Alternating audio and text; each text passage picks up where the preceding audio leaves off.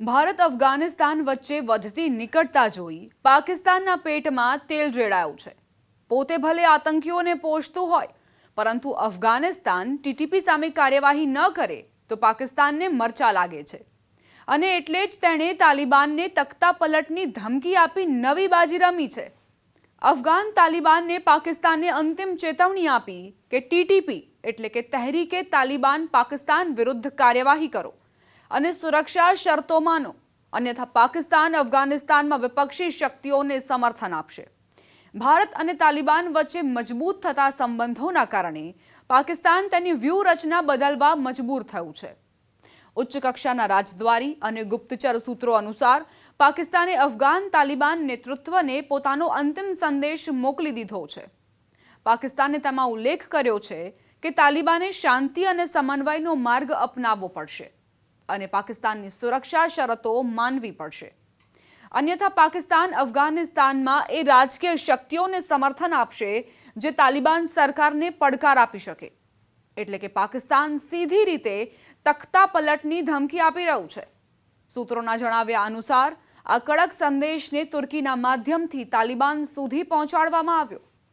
પાકિસ્તાન મહિનાઓથી તાલિબાન સાથે વાતચીત કરી રહ્યું હતું, પરંતુ કોઈ નક્કર પરિણામ નથી નીકળ્યું। કારણ એ છે કે તાલિબાને ટીટીપી પર કાર્યવાહી કરવાનો ઇનકાર કર્યો અને સરહદ પાર હુમલાઓમાં વધારો થયો। સ્થિતિ ત્યારે વધુ બદલાઈ જ્યારે તાલિબાને ભારત સાથે તેના કૂટનીતિક દરવાજા ખોલ્યા। અફઘાન વિદેશ મંત્રી આમિર ખાન મુત્તાકીના તાજેતરના ભારત પ્રવાસે પાકિસ્તાનની ચિંતા વધારી દીધી। અધિકારીઓ અનુસાર તાલિબાનનો ભારત તરફનો ઝુકાવ પાકિસ્તાન માટે સુરક્ષા તેમજ ભૂ રાજકીય સ્તરે પડકાર બની ગયો છે, જેના કારણે પાકિસ્તાને તાલિબાન વિશે તેની જૂની નીતિ બદલવાનો નિર્ણય લીધો છે। સૂત્રોના દાવા પ્રમાણે પાકિસ્તાન અફઘાનિસ્તાનના અનેક મુખ્ય લોકશાહી અને વિરોધી નેતાઓ સાથે ફરીથી સંપર્કમાં છે। આમાં હામિદ કરઝઈ, અશરફ ગની, નેશનલ રેઝિસ્ટન્સ ફ્રન્ટના અહેમદ મસૂદ, અબ્દુલ રશીદ દોસ્તમ, અફઘાનિસ્તાન ફ્રીડમ ફ્રન્ટ અને નોર્ધન અલાયન્સ સાથે જોડાયેલા કમાન્ડરોનો સમાવેશ થાય છે। પાકિસ્તાને આ નેતાઓને રાજકીય જગ્યા, સુરક્ષિત રહેઠાણ અને કાર્યાલય આપવાની ઓફર આપી છે। એટલે કે પહેલી વખત પાકિસ્તાન ખુલ્લેઆમ એક વ્યવસ્થિત અફઘાન વિરોધી જૂથ તૈયાર કરવા વિચારી રહ્યું છે। સૂત્રો અનુસાર આ ઓફર વિસ્થાપિત અફઘાન મહિલા નેતાઓ, કાર્યકર્તાઓ અને લોકશાહી જૂથો સુધી પણ વિસ્તારી દેવામાં આવી છે। હવે તમને એ જણાવી દઈએ કે તાલિબાન સરકાર પાસેથી પાકિસ્તાનની માંગો શું હતી। તાલિબાન અને પાકિસ્તાન વચ્ચેની વાતચીત 3 રાઉન્ડથી આગળ નથી વધી। પહેલી વાતચીત કતરમાં થઈ અને પછી તુર્કીમાં, પરંતુ તુર્કી રાઉન્ડ સંપૂર્ણપણે નિષ્ફળ રહ્યો અને જે અસ્થાયી યુદ્ધ વિરામ પર બંને પક્ષો સહમત થયા હતા તે પણ આગળ વધ્યો નહીં।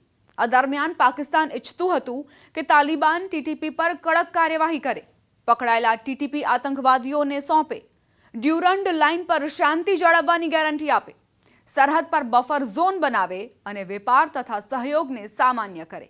પરંતુ અફઘાનિસ્તાન આ શરતો માનવા તૈયાર નથી થયું। ખાસ કરીને ટીટીપીના લડવૈયાઓને સોંપવા અને બફર ઝોન પર તાલિબાને સ્પષ્ટ ઇનકાર કર્યો।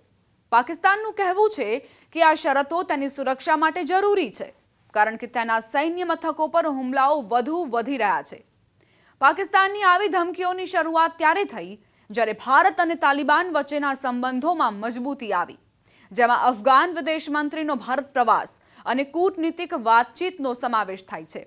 પાકિસ્તાન તેને ભારત સમર્થિત પ્રોક્સી વોર તરીકે જુએ છે, જે ટીટીપી અને બલુચિસ્તાન લિબરેશન આર્મી જેવા જૂથોને સમર્થન આપે છે।